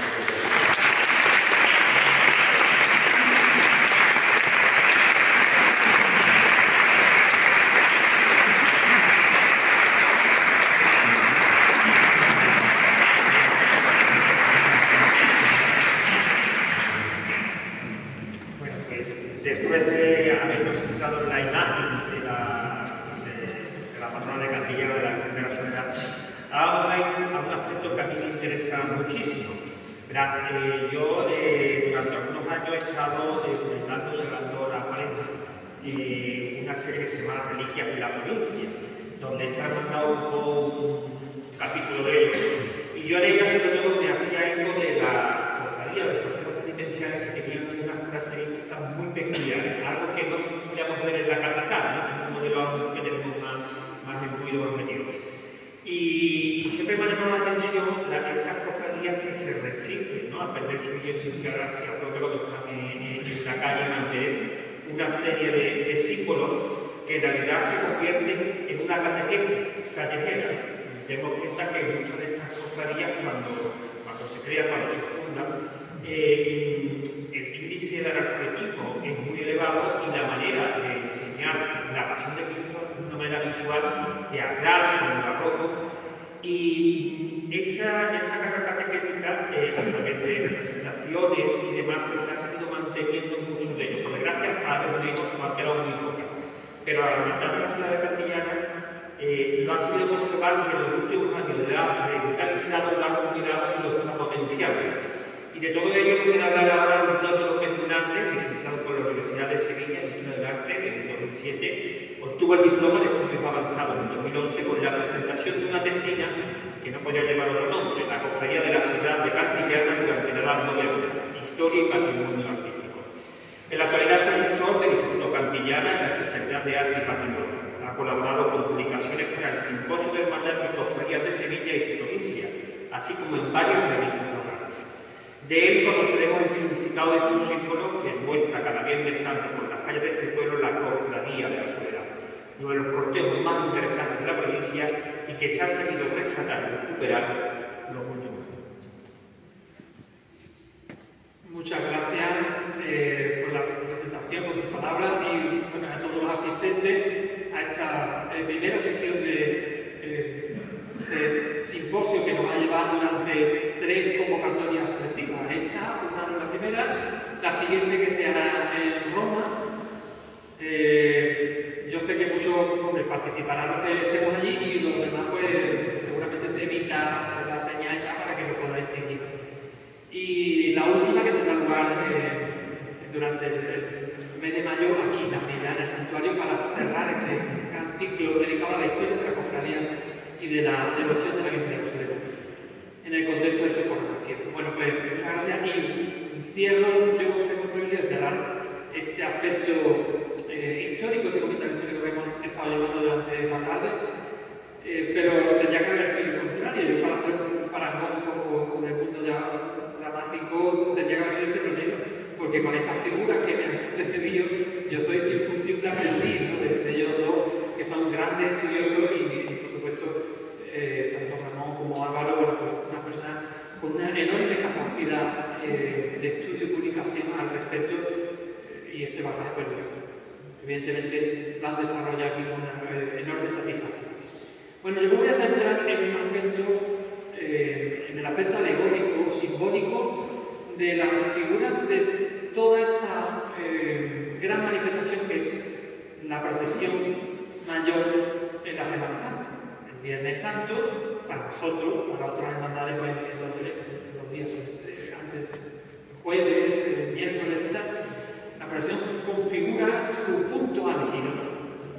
Y en esto tengo que hacer una breve inciso antes de empezar. Ya comentaremos el devenir de todos estos simbolismos punto por punto. Pero antes de empezar, siempre se suele comentar cómo las hermandades de penitencia tienen su origen en la Edad Media y efectivamente es así en el sentido penitencial. Es decir, como bien ha dicho Álvaro, esos cortejos penitentes que salían a la calle con flagelantes, manifestando pues, la disciplina pública en los momentos de la Cuaresma y de la Pasión, están bastante documentados durante el final, la última parte de la Edad Media. Pero lo que nos ha llegado a nosotros, por la Semana Santa que nosotros conocemos, y conocemos, ahora estoy hablando de los 4 o 5 siglos últimos, es decir, la Semana Santa de Andalucía, de Sevilla, la que se exporta al mundo, la que todos hemos vivido, es puramente barroca. La Semana Santa nace en un contexto puramente barroco y su simbolismo lo justifica totalmente esto que estoy diciendo. Son cortejos que nacen en la trayectoria postridentina, es decir, Trento lanza esa idea de salir a la calle y se utiliza de los momentos de la pasión y de la celebración de la Semana Santa para salir a la calle con un gran, enorme festival simbólico que educara a todas esas personas que estaban viendo esa procesión. Bien. ¿De dónde nace el Santo Entierro o de dónde nace toda esta vinculación de la sociedad para celebrar, conmemorar, solemnificar el entierro de un gran personaje de su pueblo, de su sociedad, de su cultura? Pues esto es tan antiguo como la propia humanidad. Hay autores que ya hablan como el ser humano es ser humano en la medida en que se reconoce un uso sobre el entierro de su cercano. Es decir, esa sociedad originariamente es humana desde la antigüedad cuando se dedica a la sepultura. Desde la más remota antigüedad tenemos ya manifestaciones como un lugar físico, es decir, la sepultura es un punto físico. Una tumba, posiblemente en la civilización egipcia, pirámides, puede ser un sitio físico donde se deposita el cuerpo. Pero también es la ceremonia de traslación del cuerpo hasta ese sitio, claro. ¿Por qué decimos lo del sitio físico? Porque no que nos queda a nosotros. Cuando se investiga, un arqueólogo llega y encuentra una tumba. Y en la tumba unos restos de una momia o el esqueleto de aquella persona que se enterró hace miles de años. Pero no nos damos cuenta de que aquello tuvo una función real, en el tiempo real, que fue la de trasladar el cuerpo que pasa allí, depositado, para los restos, pero esa traslación. Y una cosa que está vinculada hasta nuestros días, evidentemente, y nos la hacemos sin pensarlo. Es así, está muy vinculada a nosotros casi genéticamente, en esas ceremonias que el ser humano ha ido trasladando, o sea, poniendo de generación en generación, poniendo encima de la mesa para entender qué es eso de ser el respeto y la solemnidad a las personas que ya no están con nosotros. En el mundo egipcio la sepultura concentraba gran parte de la atención de la sociedad, participando miles de personas, sacerdotes, celebrantes, miles de personas en esos desfiles enormes cuando se trasladaba el cuerpo del faraón hasta la pirámide. Y por último, en el contexto greco-latino, se viene comparando literariamente los honores de los dioses con los honores de los héroes y de los reyes. Eso también es muy curioso, como hay grandes libros que forman nuestra raíz literaria, ¿no? El libro de Homero, la Ilíada, ese gran momento de la guerra de Troya, donde, por ejemplo, en los entierros de Aquiles para su compañero Patroclo, se dedica a hacerlo exactamente igual que se hacían con los dioses. Es decir, compara a un héroe de la guerra, un héroe militar, con lo que se hacía con los dioses. Y eso es muy importante para nosotros, porque es exactamente lo que se hace cada Viernes Santo. Nosotros seguimos haciendo una cosa que no hemos visto en esta misma generación, pero se hace comparar una manifestación de honores civiles con lo que se hacía con los dioses. Lo que se hace con un héroe se hace con un héroe, parangando siempre lo divino y lo humano. Bueno, pasamos a ver ahora el momento donde se manifiesta, se cocina, digamos, para que me entiendan nosotros, se cocina eso que vamos a llamar nosotros procesión y procesión triunfal. ¿No? Era lo que los romanos llamaban un triunfo. El triunfo, para los romanos siempre tenía una vinculación muy militar. Los romanos le daban mucha importancia al mundo militar y fue su gran baza para conquistar y dominar el mundo en ese enorme imperio. En esas grandes procesiones de victoria romana ya participaba, aparte del general que había sido victorioso, todo el ejército, personas que habían acompañado la campaña, la sociedad misma, en fin, hacían un gran desfile militar. Y de este triunfo, decimos, bueno, ¿por qué esto tiene que ver, qué relación tiene esto con el entierro?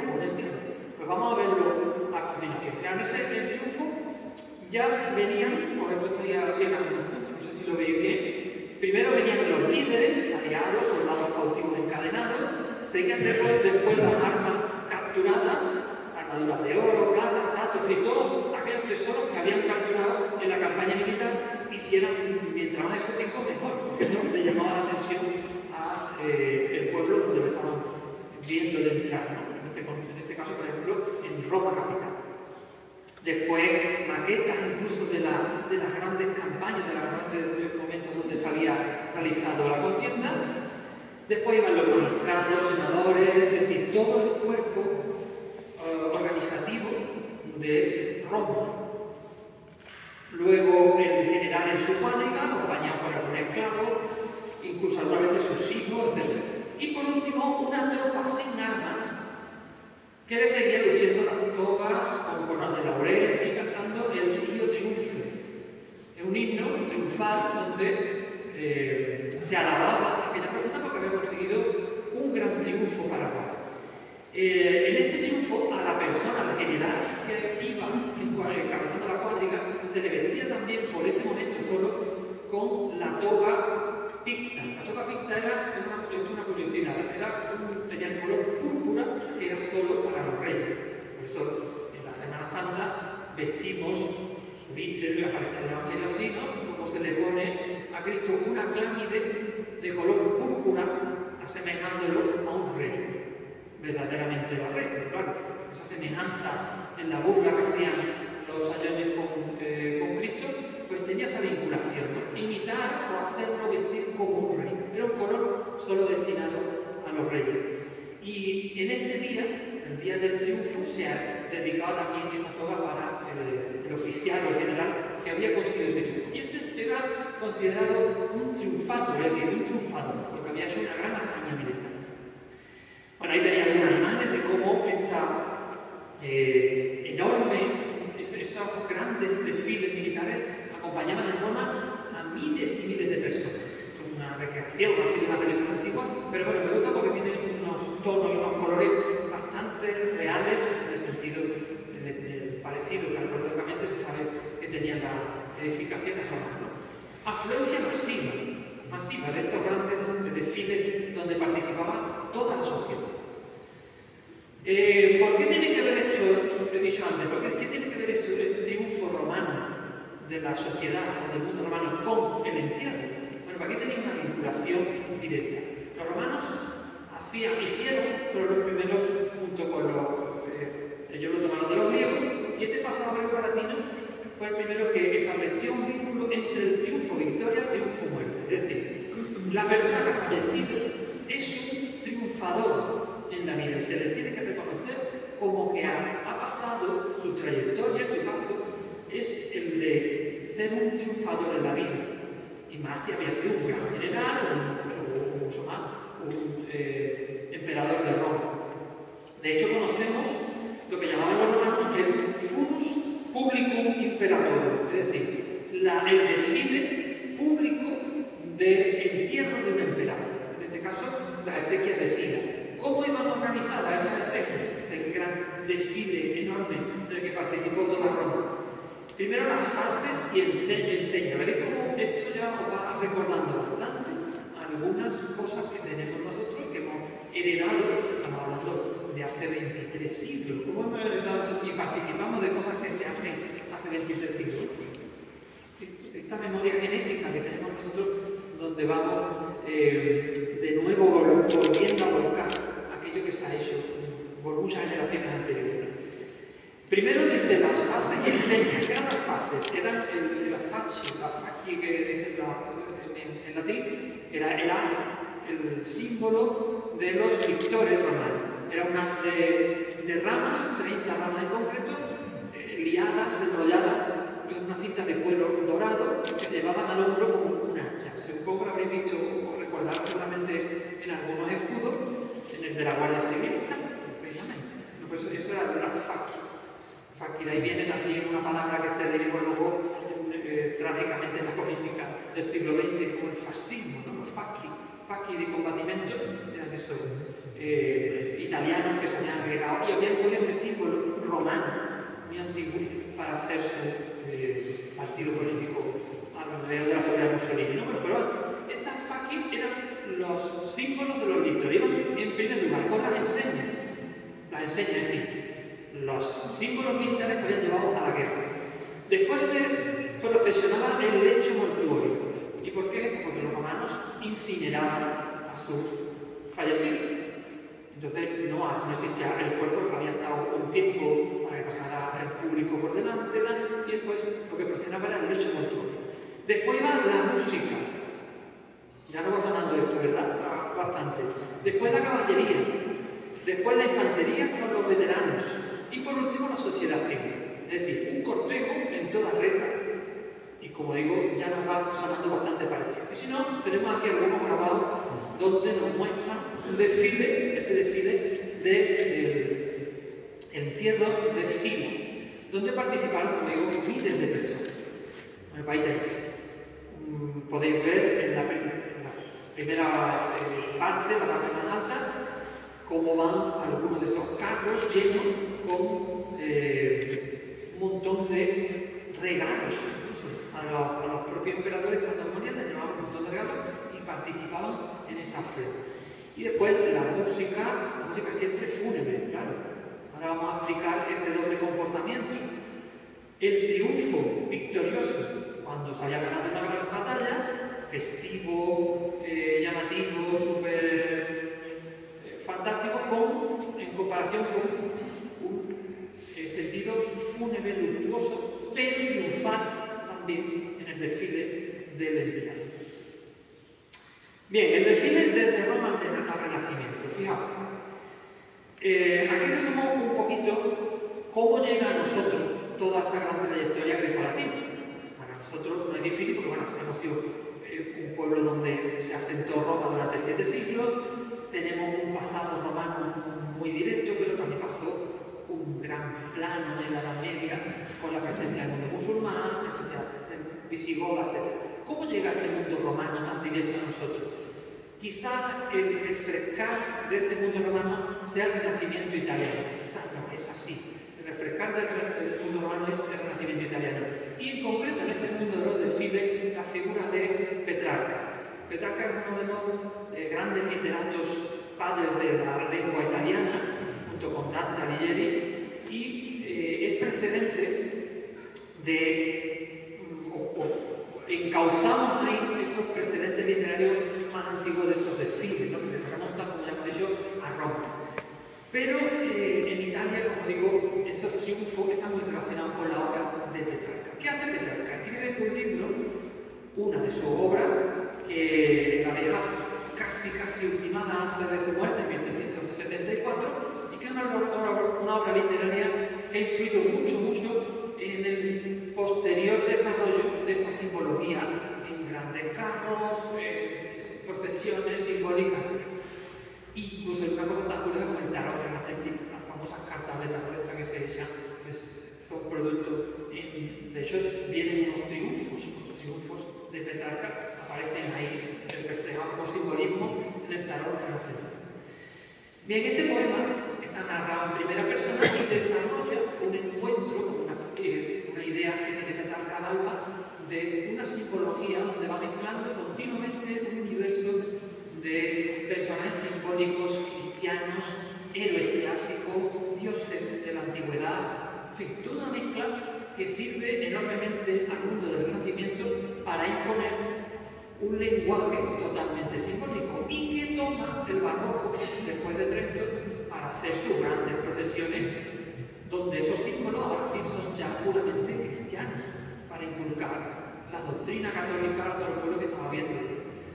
Bien, pues, ¿cómo era la representación de algunos de esos cargos? Bueno, aquí tenéis estos triunfos de Petrarca, puramente simbólicos. Voy a poner alguno más, aquí tenéis algunos también, de pinturas italianas, donde aquí aparece, por ejemplo, la representación de la muerte, de la victoria, de la justicia, todas llevadas en un carro propiamente, un carro tirado por animales, con sus simbologías, un símbolo propio. Bien, punto de inflexión del mundo renacentista hasta el mundo barroco. Aquí lo tenemos, la figura de las grandes entradas de los reyes, de los monarcas, en este caso es Carlos V con el Papa entrando en Bolonia. Una de las grandes entradas que hace en Italia el emperador Carlos V, ¿no?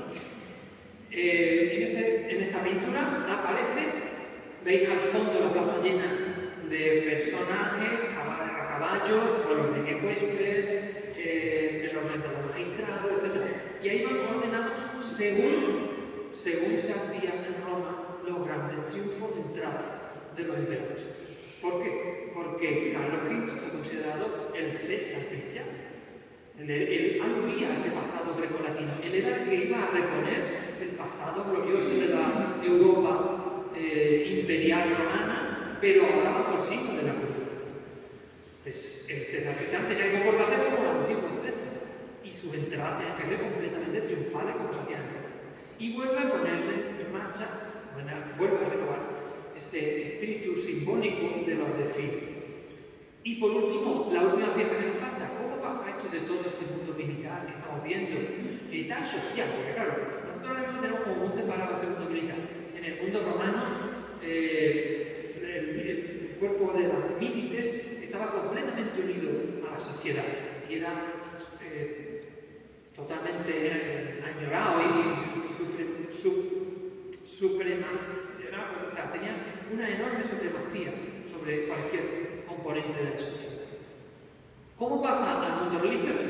Pues ahí compañeros han hecho alusión a las características de Trento, del Concilio de Trento, para imponer una nueva forma de expresión popular que eran las procesiones. Ahí tenéis una de tantas, una representación, pero esta sí la tenemos en pintura, más de tantas procesiones como sucede en Sevilla. En este caso son las gradas de la Catedral de Sevilla, y aquí lo que está más importante es la Virgen de los Reyes, acompañada de todos los cleros, seculares, representaciones de todos los caballeros 24 de Sevilla, que es el ayuntamiento, parroquia, representaciones. ¿Qué hace la Iglesia? Copia, propone este modelo de representación triunfal, procesional, lo mismo que se hacía en Roma y hacían los emperadores, lo hacemos ahora, pero con el símbolo de nuestra identidad, que es Cristo. Bueno, pues en nuestra pequeña historia local y de la hermandad tenemos un gran referente para estudiar los órdenes de estas procesiones y cómo se ha ido haciendo aquí en un pequeño pueblecito de Sevilla algo parecido a toda esa gran trayectoria grecolatina que nos vincula a nuestro pasado de hace 25 siglos. Son las procesiones de Santo Entierro que tenemos constancia desde el origen de la hermandad y en este caso estos libros que son de finales del siglo XVII. ¿Cómo era el orden de la procesión de Santo Entierro? Pues como bien ha dicho Ramón y Álvaro, un intento de copiar, adaptar, simular, asemejar, en fin, crear una identidad local según se hacía en Sevilla. Nuestro referente originario para todos los pueblos es siempre la capital de Sevilla y por supuesto la madre identitaria que era la soledad llamada ahora de San Lorenzo, pero que estaba en el convento del Carmen, el convento de San Lorenzo. Era la devoción por la hermandad que había creado todos estos grandes modelos de donde parte la Sevilla barroca, las procesiones de la Sevilla barroca. Bueno, simbolismo ya en esta primera. Bueno, aquí tenéis el comienzo del libro de Cabildo, un capítulo que se hacía el domingo de Ramos. Esto también es muy propio de otras hermandades de la soledad, que mantienen algunas de ellas todavía, donde el domingo de Ramos se hace el cabildo del repartimiento de insignias, se dice en el libro. Hasta el mismo domingo de Ramos no se sabía quién iba a llevar cada una de las insignias, de los símbolos, de los personajes que participaban en la procesión. También ahí menciona las andas, etc. Bueno, aquí en esa primera, si os dais cuenta, no sé si lo veis bien, en esta es la portadilla y en esta ya empieza el orden y primeramente tenéis la campanilla. Parece ahí acabar la palabra campanilla. Bueno, seguimos con ese orden y aquí sé que no lo leéis bien porque es una letra. No, esta letra no se lee en la letra. Ahí veis en grande las cajas, ¿lo veis? Lo que está escrita con X, cajas. Las cajas son ya los tambores, un símbolo de uno de los personajes que ahora vamos a explicar al finalizar, que son los judíos, que muchos de nosotros tenemos, muchos de vosotros tenéis en el recuerdo, yo me acuerdo muy poquito, que se perdieron desgraciadamente y este año se recuperan, gracias a Dios en el contexto de todo este gran acontecimiento que es la coronación, pues se van a recuperar varios de estos personajes simbólicos que participaban en la procesión del Santo Entierro.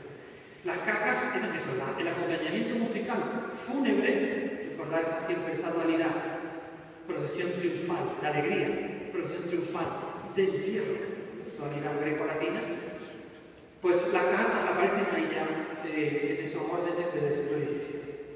Y por supuesto las banderas, los lavadores, pedidores, estandartes, banderas. ¿Cómo sería más o menos? Os voy a poner una composición donde aparece un orden más o menos, un orden como era la procesión en el siglo XVII. Y vais a ver que aparece encabezada por la cruz con una manguilla negra, símbolo del luto. Luego, primeramente abre el cortejo, el muñidor, haciendo sonar su campanilla. Después un acompañamiento de manos de luz, la bandera de la cofradía con la bandera negra o la cruz blanca y el paso de la cruz desnuda. Como bien ha dicho Ramón, es también un símbolo, un paso simbólico del origen de estas hermandades de la soledad, donde procesionaba esa cruz desnuda, es decir, ya el símbolo del martirio de Cristo, que había quedado desnudo esa tarde porque se había descendido momentos antes del cuerpo del Señor. Después iban flagelantes y después de los flagelantes se iban siempre los lavadores. Los lavadores no eran más que hermanos de la cofradía que portaban unas cofainas con unas toallas para lavar la espalda de aquellas personas que hicieron disciplina. Pues claro, hay que tener en cuenta que estas cofradías seguían, mantenían, aunque todos puestas en escena simbólica, sea puramente barroca, se mantenía la esencia de disciplina pública de la Semana Santa. Bueno, seguidamente el paso del sepulcro, las banderas arrastrándose, que también señal de luto. Aparecen también varias bandas en las cuentas donde se compra tela para hacer banderas nuevas, como se arrastran por el suelo, pues se partían, se denunciaban y tal. Y los tambores o cascos, ese elemento simbólico tan cantillanero, que aquí se llama siempre judíos porque, bueno, por vincularlo con el pueblo judío que entregó,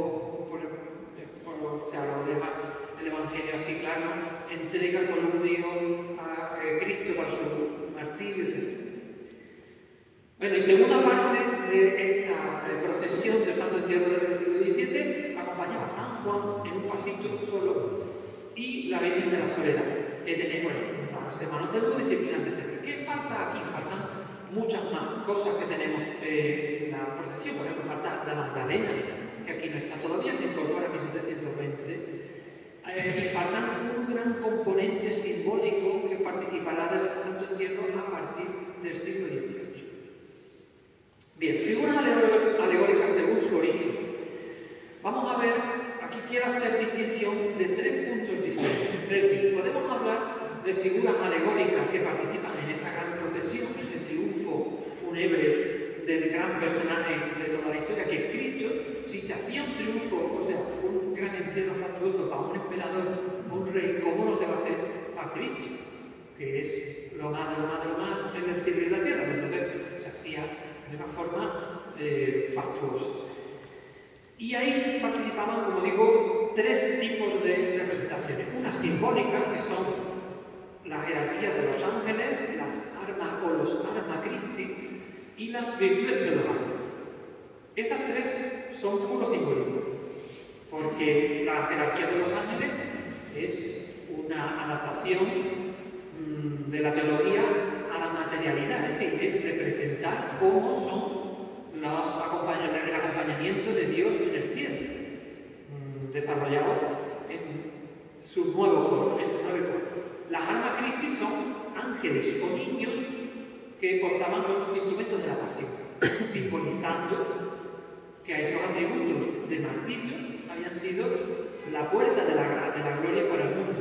Y por último, las virtudes teologales, que son la fe, la esperanza y la caridad, también simbolismo puro, representadas con sus 3 símbolos: el ancla, la cruz y el cáliz. Después tenemos las representaciones bíblicas, es decir, profetas y sibilas. Estos están dentro del Antiguo Testamento y participaban en el Santo Entierro como un nexo de fundición entre la antigua y la nueva alianza. La persona que iba representándose ahí, Jesucristo, había muerto para sellar la nueva alianza con el pueblo de Dios. Entonces, ahí estaban todo lo que ha antecedido a Cristo, profetas y sibilas, que son los que anunciaron que aquello iba a pasar, y ha pasado. Y por último, representaciones evangélicas, que sí están en el Evangelio, que sí son textos evangélicos y que podemos considerar nosotros. Aquí podemos subdividir también, lo podemos llamar evangélicas e históricas, pero he dejado evangélica porque nosotros, en el mundo en el que se creó esto, en el siglo XVI, XVII, XVIII, no se dividía entre evangelio e historia. La historia era la que decía el evangelio, punto. Por lo tanto, son representaciones evangélicas. Soldados romanos, que aparecen varias veces en el evangelio mencionado, como la guardia de Pilatos, pues soldados vestidos a la romana, que es lo que comúnmente se ha llamado armado. La guardia del Sanedrín, con instrumentos o con armas, que es lo que aquí en Cantina se han llamado judíos. La mujer Verónica, esa mujer que se acerca a Cristo con el paño y su rostro queda impres para secarle la sangre que estaba brotando de su frente y queda impreso en el paño. ¿Y quién era? Una mujer anónima del pueblo que ha pasado a la tradición como la mujer Verónica. Pero es una mera tradición, ¿no? La mujer Verónica, la mujer que consigue el bello icono, el verdadero icono, la verdadera imagen de Cristo, marcada, plasmada ahí en ese paño. Y las hijas de Jerusalén, que representan pues, a todas esas mujeres que fueron llorando por las calles de Jerusalén, por la calle de la amargura, y incluso también se vincula con el famoso pasaje donde dice: no lloréis por mí, hijas de Jerusalén, pues las hijas de Jerusalén, que son mujeres como plañideras, hacían el uso de la plañidera. Una figura también muy antigua relacionada con los entierros, ¿no? Las mujeres que iban llorando detrás del féretro o incluso detrás de toda la comitiva. Representaciones incorporadas en el siglo XVIII por la cofradía de la Cantina. Hemos dicho que antes tenemos testimonios del siglo XVI y XVII donde aparece un orden de cofradía, digamos, un poco más simple, más descargado de todo este cuerpo simbólico. Y posteriormente el siglo XVIII se va cargando, se va ampliando, metiéndole más carga simbólica con estos nuevos personajes, tanto de representaciones bíblicas, evangélicas, etc. Los armados por un lado y las jerarquías angélicas.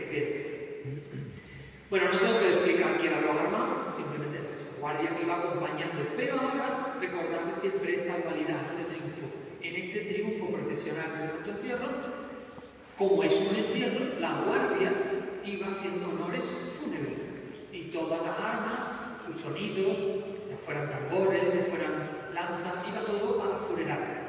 Es decir, arrastrándose banderas, con sonidos roncos, se destemplaban los tambores, se tocaban las trompetas de forma ronca. ¿Para qué? Para simbolizar así que se hace un desfile totalmente triunfal, porque es un triunfo en la otra vida, pero es triste. Es decir, ahora no es la alegría, sino por ese componente de seriedad, de solemnidad, más que tristeza, de solemnidad.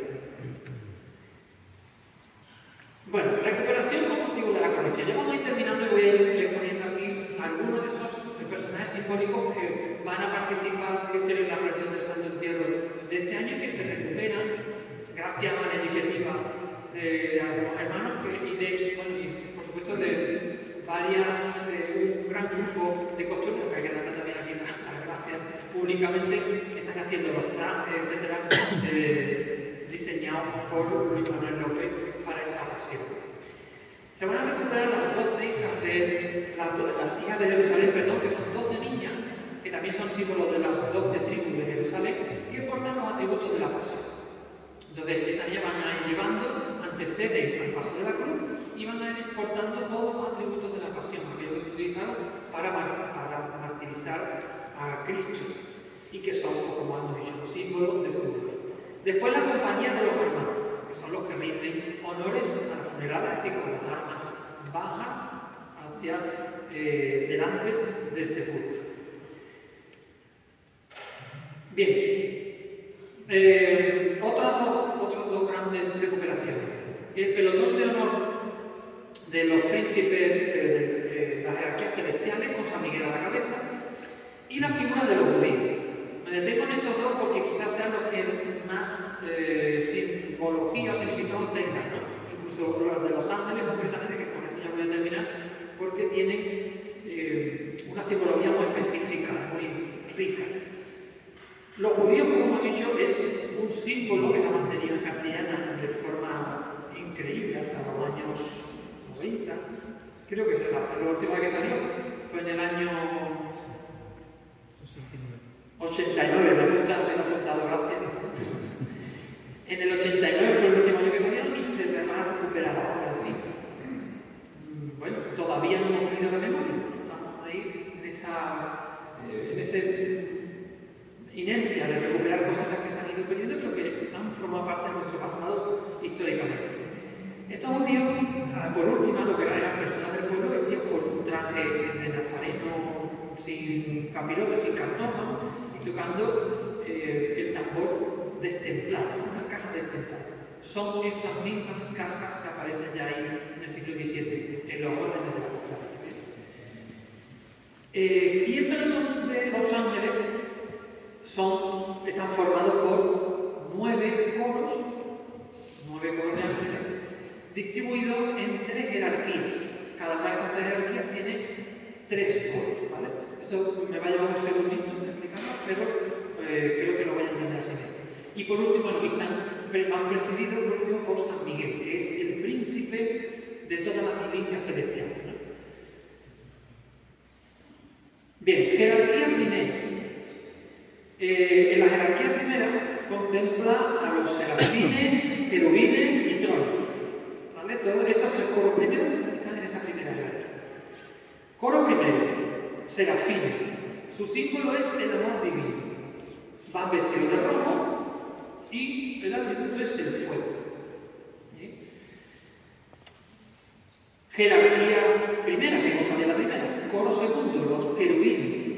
Su símbolo es la sabiduría divina, color azul, y los atributos, la sagrada escritura. Jerarquía primera todavía, tronos. Este es el tercero de los coros de esa primera jerarquía. Su símbolo es la justicia divina y lleva el color verde, porta el color verde, y su atributo es la balanza, es decir, el símbolo por antonomasia de la justicia. Segunda jerarquía. Está organizada por dominaciones, virtudes y potestades. El coro cuarto son las dominaciones y simbolizan la soberana majestad de Dios. Su color es el oro y el atributo un orbe con la cruz. El quinto coro, todavía de la segunda jerarquía, simboliza la fortaleza divina, lleva el color morado y el atributo la corona de laurel, que es símbolo también de la victoria. El coro cuarto de esa segunda jerarquía, el último de esa segunda jerarquía, son las potestades. Su símbolo es la omnipotencia divina, lleva el color gris y el atributo es la espada áurea. Y como veis, va portada hacia abajo, símbolo también fúnebre. La tercera y última jerarquía son principados, arcángeles y ángeles. El principado es el coro séptimo, simboliza la belleza divina, su color es el púrpura y el atributo es un cetro áureo, es decir, atributos puramente reales. El coro octavo son los arcángeles, simboliza la misericordia divina, el color es celeste y de su atributo la palma. Y por último, el coro noveno de la tercera jerarquía, los ángeles, símbolo de la providencia divina, su color es rosa y el atributo la rama de olivo. Y como he dicho anteriormente, cierra la presencia de San Miguel Arcángel, que es príncipe de las milicias con traje militar, con traje romano, coraza, casco, escudo y bandera, lo que simboliza, en este caso, el triunfo de Dios sobre el pecado y sobre la muerte. Bueno, todo este mundo de ángeles, o sea, todo este cuerpo, ese pelotón de los ángeles, participan en el Santo Entierro porque están llorando a su Señor, a Dios. Es decir, hay un pasaje muy bonito donde dice en el descendimiento que se lloraron en ese momento hasta los ángeles. Llora el cielo y la tierra, lloraron en ese momento hasta los ángeles, ¿no? Es la manera de participar en la gran manifestación del discurso triunfal de ese santo entierro, están presentes también todos los cuerpos celestiales, todos los que acompañan a Dios en el cielo y están al servicio de Dios, en esas tres grandes jerarquías que hemos dicho. Cada una con su símbolo y cada una con su color correspondiente. En este caso van a ser representados por niños, van a ser 9 niños más 10, vamos, como San Miguel Arcángel, que van a ir vestidos como dice exactamente el texto que conservamos de finales del siglo XVIII, con riquísimas vestiduras, acompañando solemnemente, pues es exactamente igual que hemos intentado hacerlo para recuperar de la mejor manera posible esa simbología tan rica. Y por último, cierro con la presencia ya recuperada de esos símbolos, de estas representaciones simbólicas de las virtudes teologales, por un lado, la Verónica por otro, que ya participan desde hace varios años en el cortejo del Santo Entierro, y bueno, con esta imagen que pronto veremos ya aquí en los sitios de cámara, la Virgen en su paso de palio, preparada también de Santa Mar para hacer esta acción de penitencia por las calles de Castilla. Muchas gracias.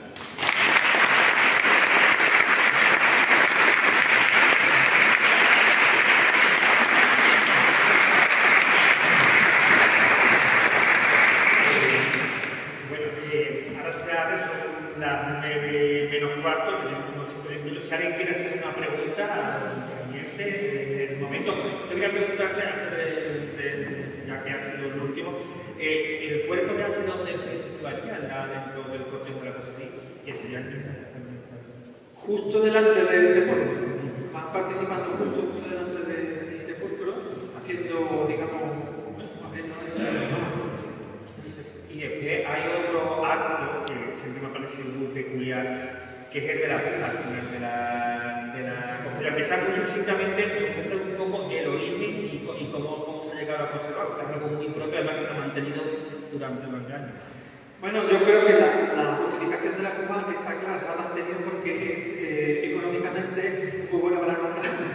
Entonces, eso justifica totalmente su mantenimiento. Pero sí es verdad, es cierto que la puja proviene del momento en el que los pasos se llevaban las andas, Es decir, todos estos pasos eran, bueno, como va a aparecer aquí en estos triunfos de Petrarca, unos pequeños pasitos que se soltaban andas, pequeñitos.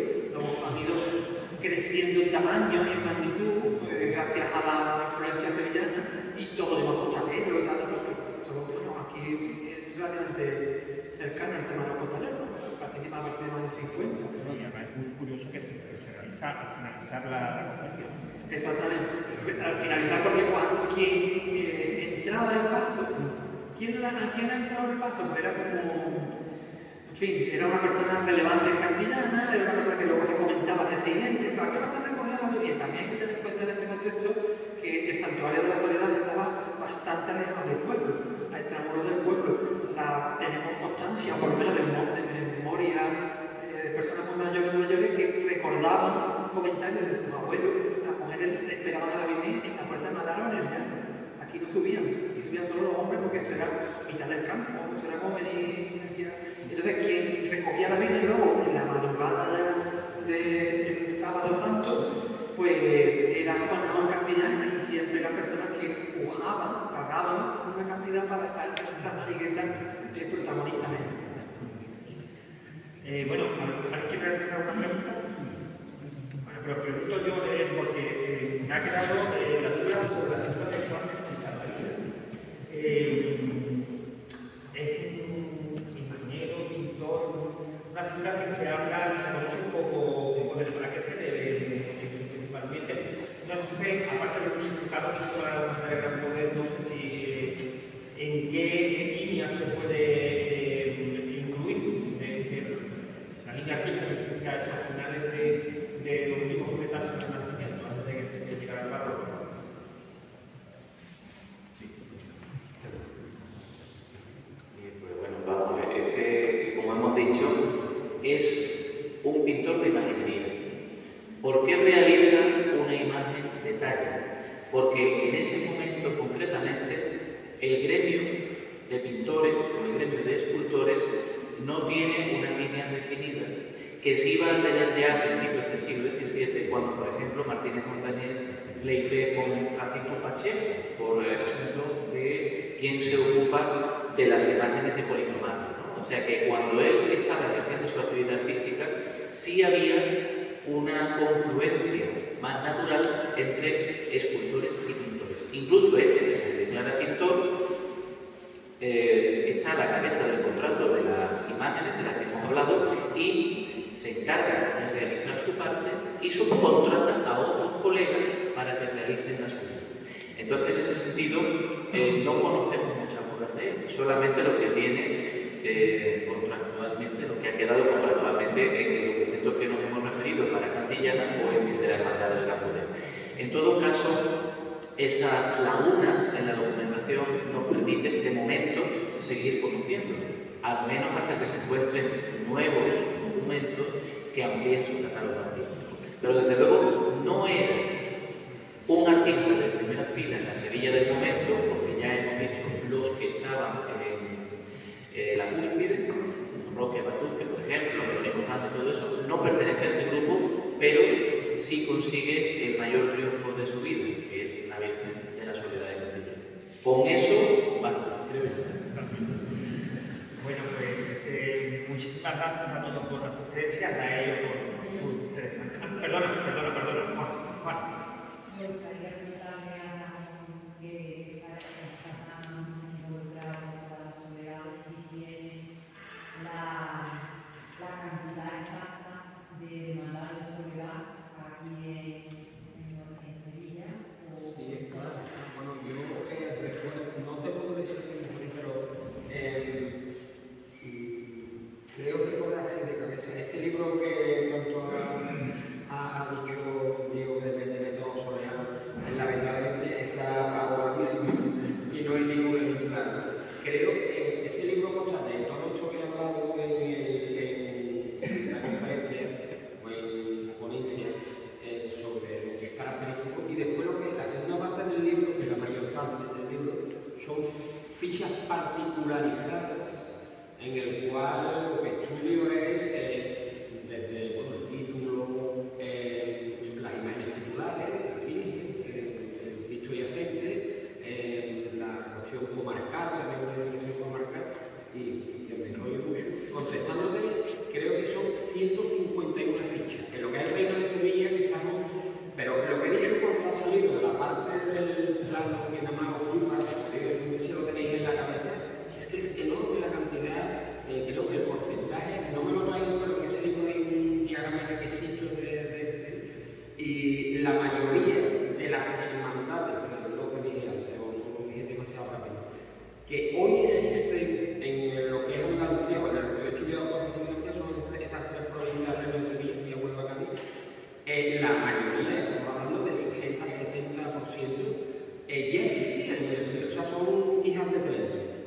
Otra cosa es que la decadencia, por ejemplo, sobre todo en el siglo XIX, las hermandades se extinguieron, algunas sirvieron que funcionan hasta con Veracruz, algunas de ellas, aunque como sabemos yo ha sido una dualidad en muchísimos pueblos. Y yo, ya te digo, trato, creo que son 151 fichas. Hay, por ejemplo, en Sevilla hay hermandades extendidas, que eran del Santo Entierro, el Santo Sepulcro del Pópulo, que parece ser que el es el segundo que tiene ahí el San Gregorio de la Santo Entierro. Pero, por ejemplo, en Jerez hay varias, 4, aparte del Santo Entierro, esta que he dicho de Juan Laura Pina, está la Soledad de la Romera, y hay una soledad que no me acuerdo cómo se llama ahora mismo, que es muy reciente del siglo XX, además, que es una imagen del paso nuestro ya del siglo XX de la Soledad de Sevilla, paso a la Alpea de la Cruz. Entonces, vamos, por decirlo ahora, en cada sitio, en cada pueblo de